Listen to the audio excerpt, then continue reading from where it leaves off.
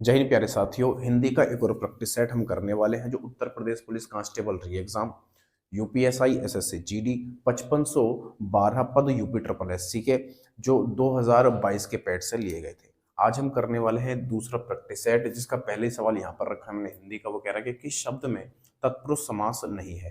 तत्पुरुष समास नहीं है। तत्पुरुष समास के अंदर क्या होता है भाई? तत्पुरुष समास के अंदर विभक्तियां आती हैं। कौन सी विभक्ति? ये विभक्तियां आती हैं। कौन सी विभक्तियां आती हैं भाई? तो आप कहोगे जैसे का, की, के, ये विभक्तियां आ जाती हैं। तो इसमें कह रहा है कौन सा नहीं है, तो नहीं वाला बताना है। तो नहीं वाले में क्या रहेगा? मन माना, मन का माना। ईश्वर दत्त, ईश्वर का दत्त यानी दूत।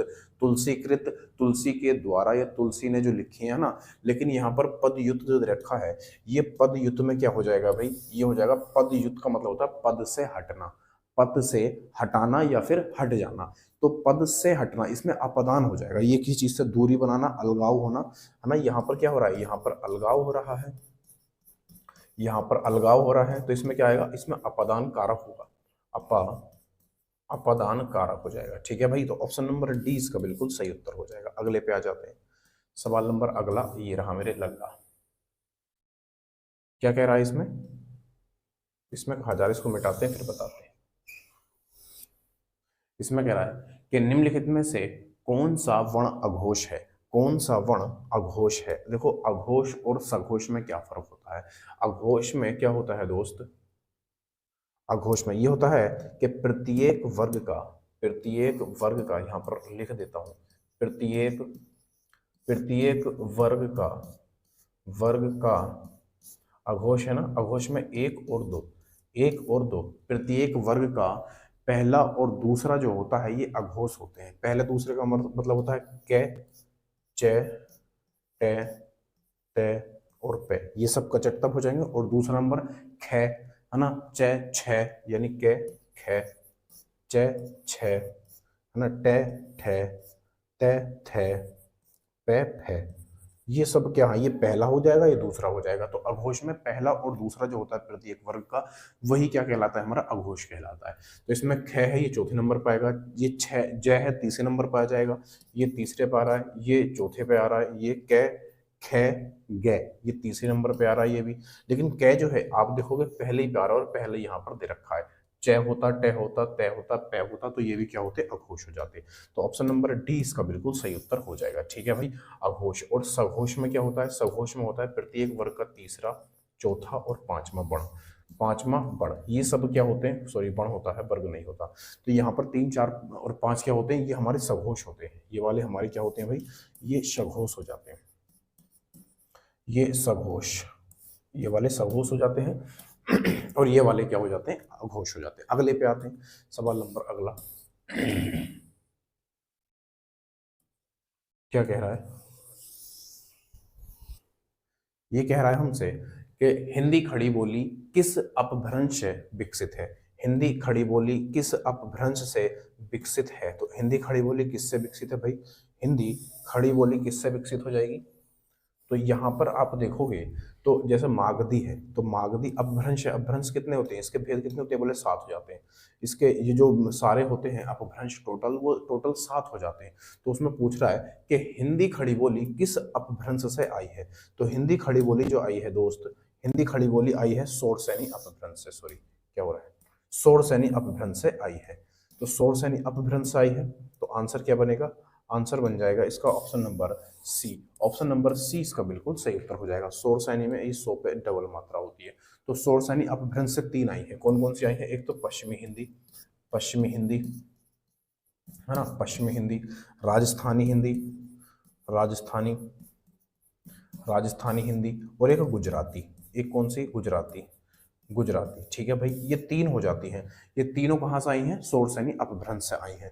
जो पश्चिमी हिंदी होती है इसमें 5 बोलियां होती हैं, राजस्थानी में 4 बोलियां होती हैं, और गुजराती हमारे पढ़ने की नहीं है तो इसको हम नहीं पढ़ते हैं। ठीक है भाई, तो इसमें 5 होती हैं। और इसी का एक भेद होता है जिसको बोलते हैं हम हिंदी खड़ी बोली। क्या बोलते हैं भाई? हिंदी खड़ी बोली।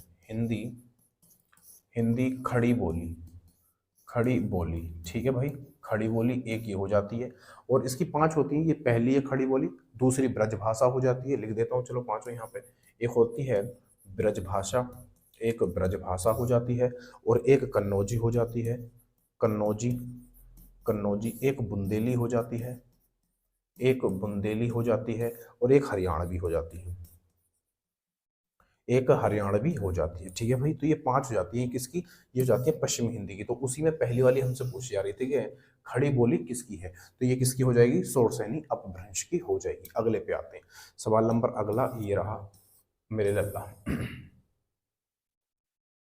इसमें क्या कह रहा है, इसको मिटाते हैं फिर बताते हैं। ये कह रहा है हमसे, ये कह रहा है हमसे कि निरंतर अभ्यास करने से जड़मत भी हो जाता है। तो जड़मत क्या हो जाता है भाई, तो जड़मत सुजान हो जाता है, सुजान, जड़मत सुजान। ये पूरी एक कहावत है, सुजान, है ना। ये कह रहा है निरंतर अभ्यास करने से जड़मत भी सुजान हो जाता है, जड़मत भी तो सुजान यानी लगातार करने से। अगले पे देखना इसका आंसर क्या बनाएगा, सुजान बन जाएगा। ऑप्शन नंबर ए इसका बिल्कुल सही उत्तर हो जाएगा। अगले पे आते हैं, सवाल नंबर अगला ये रहा मेरे लल्ला। इसमें क्या कह रहा है, इसमें कह रहा है हमसे, ये कह रहा है कि निम्नलिखित किस शब्द में उर्दू उपसर्ग है, उर्दू का उपसर्ग किसमें है ये पूछ रहा है हमसे। तो उर्दू का जो उपसर्ग होगा वो हो जाएगा ऑप्शन नंबर डी, नाराज, नाराज। ठीक है भाई, ना प्लस ना और प्लस राज, ये क्या बनेगा, नाराज। तो ये जो उपसर्ग है, उपसर्ग हो जाएगा पहले वाले का ना। उपसर्ग क्या होते हैं, जो मूल शब्द होता है, जो मूल शब्द होता है उसके पहले जो लगते हैं उनको उपसर्ग बोलते हैं, उनको उपसर्ग बोलते हैं। बाद में जो लगते हैं उनको प्रत्यय बोलते हैं। क्या बोलते हैं दोस्त, प्रत्यय बोलते हैं। प्रत्यय दो होते हैं, एक तदित प्रत्यय और एक कृत प्रत्यय। ठीक है भाई, अगले पे आते हैं, सवाल नंबर अगला ये रहा मेरे लल्ला। क्या कह रहा है, इसमें कह रहा है हमसे थोक का पर्यायवाची शब्द है, थोक का पर्यायवाची शब्द कौन सा है ये वो हमसे पूछना चाह रहा है। तो थोक का पर्यायवाची क्या होगा दोस्त, तो थोक का पर्यायवाची तो थोक ही बनेगा, है ना। अगर विलोम इसका पूछता तो विलोम इसका हो जाता है परच्यून, है ना, विलोम, विलोम।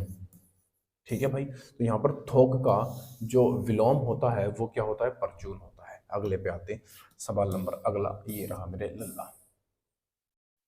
क्या कह रहा है इसमें कि पूजा का विशेषण है, पूजा का विशेषण है। तो पूजा का विशेषण क्या बनेगा, पूजा का विशेषण, विशेषण आप अच्छे जानते हो क्या होता है, जब जो कोई संज्ञा या सर्वनाम की विशेषता बताता है उसको हम क्या बोलते हैं, विशेषण बोलते हैं। तो इसका क्या बनेगा, पूजनीय बन जाएगा। सही है भाई, अब पूजनीय बनेगा या फिर पूज्य बनेगा, तो यहाँ पर ये पूज्य होना चाहिए, पूज्य। ऑप्शन नंबर इसका सी बिल्कुल सही उत्तर हो जाएगा। अगले पे आते हैं, जैसे यहाँ पर देखो क्या कह रहा है, इसमें कहा जा रहा है हमसे कि किसी वाक्य में क्रिया का सतत बोधक प्रयोग हुआ है। सतत्य, सतत्य होता है ये डबल ये होता है यहाँ पर, है ना। सतत्य बोधक प्रयोग हुआ है, तो सत्य बोधक का मतलब होता है लगातार। और लगातार में आप एक ट्रिक बताऊं तो रहा है, रहा है, रही है, रही है, रहे हैं, रहे हैं, ये सब किस में आते हैं, सतत में आते हैं। जहां पर ये हो वही आपका आंसर है। कहाँ है, यहाँ पर देखो, यहाँ पर ते है, यहाँ पर कर है, यहाँ पर ता है, यहाँ पर ता, तो ये हमारे ऑप्शन नहीं होंगे, है ना। यहाँ पर देखो रहा है, क्या है, मोहन अपनी कक्षा में पढ़ रहा है। ऑप्शन नंबर डी इसका बिल्कुल सही उत्तर हो जाएगा। अगले में क्या कह रहा है, यहाँ पर कह रहा है हमसे, ये कह रहा है कि पादप का सही पर्यायवाची चुने। पादप, पादप मतलब पौधा, यही हमारा आंसर बनेगा। तो पादप यहाँ पर आप देखो तो पादप किसको बोलते हैं, पेड़ को बोलते हैं, पेड़, पौधे को बोलते हैं, पौधे को बोलते हैं, समझ रहे हो। और वृक्ष द्रुम को बोलते हैं। तो यहाँ पर हमारा क्या बनेगा, ऑप्शन नंबर पौधा, ऑप्शन नंबर बी इसका बिल्कुल सही उत्तर हो जाएगा। तो पादप का सही पर्यायवाची क्या बनेगा, यहाँ पर पौधा बन जाएगा। अगले पे आते हैं, कितने सही हैं कमेंट में जरूर बताना, है ना, कि आप कितने सही कर पाए हो, कितने सही है इसमें। ये कह रहा है विशेषण और विशेष्य के योग से कौन सा समास बनता है। कह रहा है विशेषण और विशेष्य के योग से यानी दोनों को मिलाने से कौन सा समास बनता है। तो यहाँ पर विशेषण क्या होता है, जो संज्ञा या सर्वनाम की विशेषता बताता है, जो संज्ञा या फिर सर्वनाम या फिर सर्वनाम की विशेषता बताता है। जो मूल सर्वनाम होते हैं वो 11 हो जाते हैं, ये आपको पता होगा, ठीक है भाई। तो विशेष से क्या होता है? विशेष से होता है संज्ञा, ये संख्या होती है। और इस विशेष से की जो विशेषता बताता है उसे क्या बोलते हैं? विशेषण बोलते हैं, है ना। इसकी क्या बताए? विशेषता। यहाँ पर लिख दो विशेषता, यहाँ लिख देता हूँ विशेषता। विशेषता क्या होती है? विशेषता चार तरह की हो जाती है, गुणवाचक हो जाती है, जैसे किसी अच्छे में अच्छे या बुरे होने के गुण होते हैं। तो यहाँ पर क्या पूछ रहा है? इनसे, इनके दोनों के योग से जो समास बनता है उसको क्या बोलते हैं? तो उसको कर्मधारय समास बोलते हैं। ऑप्शन नंबर 20 का बिल्कुल सही उत्तर हो जाएगा। अगले पे आते हैं, क्या कह रहा है अगले में? इसको मिटाते हैं फिर बताते हैं। इसमें कह रहा है हमसे कि हनुमान की पूंछ में लग न पाई आग, लंका सारी जल गई, गए निशाचर भाग। निशाचर होते हैं कौन? राक्षस, राक्षस, राक्षस, ठीक है भाई। निशाचर किसको बोलते हैं? राक्षस को बोलते हैं। तो हनुमान की पूंछ में आग लग गई, हनुमान की पूंछ में आग नहीं लगी, सॉरी, आग नहीं लगी और लंका में आग लग गई, ऐसा कैसा हो सकता है? नहीं हो सकता। तो ये कहीं ना कहीं अतिशयोक्ति हो रही है, कहीं ना कहीं अतिशयोक्ति हो रही है। तो इसका आंसर क्या बनेगा? इसका आंसर बन जाएगा ऑप्शन नंबर क्या बनेगा? Option number A. अतिशयोक्ति हो रही है कि हनुमान की पूंछ में आग तो लगी नहीं और पूरी लंका जल के राख हो गई। जब पूरी लंका जल गई तो पूंछ भी जल जानी चाहिए थी, है ना। तो अगले पे आते हैं, क्या कह रहा है इसमें? अगले में इसमें कह रहा है हमसे, ये कह रहा है कि भाई का बहुवचन है। भाई का बहुवचन क्या बनेगा? तो भाई का बहुवचन बनेगा भाइयों। भाई का बहुवचन क्या बनेगा? ऑप्शन नंबर सी इसका बिल्कुल सही उत्तर हो जाएगा, ठीक है। लेकिन ये किसके साथ आएगा भैया? ये विभक्ति के साथ आएगा, ये आएगा विभक्ति, ये विभक्ति के साथ आएगा, ठीक है, विभक्ति। यहाँ पर जैसे भाइयों को, भाइयों को ये बनेगा भाइयों को। तो ऑप्शन नंबर 20 का बिल्कुल सही उत्तर हो जाएगा। अगर गहराई में जाओगे तो आप इसको जान पाओगे कि भाइयों जो बहुवचन बनेगा वो विभक्ति के साथ बनेगा, समझ रहे हो। गहराई में जाओगे तो, ऐसा ऊपर ऊपर देखोगे तो फिर ये भाइयों ही रह जाएगा। अगले पे आते हैं, क्या करा इसमें? आज गला खराब हो रहा है इसलिए थोड़ा धीरे बोलना पड़ रहा है। इसमें कह रहा है हमसे कि नेता का स्त्रीलिंग है। नेता का स्त्रीलिंग क्या बनेगा? तो क्या बनेगा? नेत्री बन जाएगा। Option number B. जैसे शक्तिमान है, जैसे शक्तिमान, तो शक्तिमान का स्त्रीलिंग क्या बनेगा? तो आपका होगा, यहाँ बनेगा शक्तिमती। यहाँ पर बनेगा कौन सा भाई? ये बनेगा शक्तिमती, शक्ति, शक्तिमती, ठीक है भाई, ये शक्तिमती बन जाएगा। ऑप्शन नंबर इसका क्या बनेगा? बी सही उत्तर हो जाएगा। अगले पे देखना,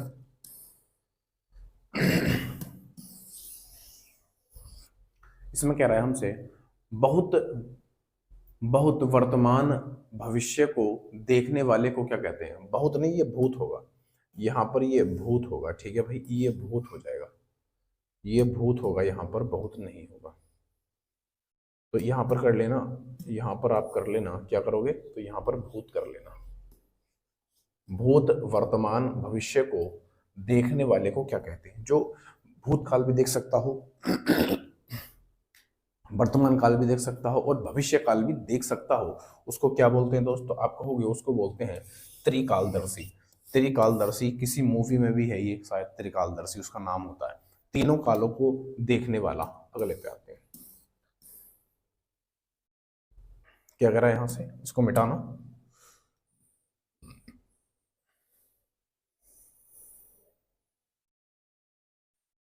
इसमें कह रहा है हमसे,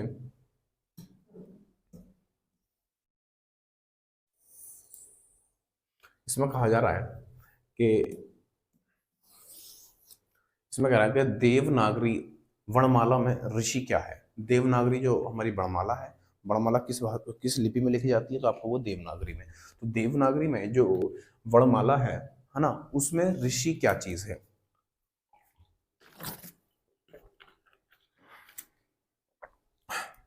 तो आपका आंसर आना चाहिए इसमें, इसका आपका आंसर आना चाहिए कि इसमें स्वर है, ठीक है भाई। कौन सा? स्वर बन जाएगा। और स्वर कितने हो जाते हैं?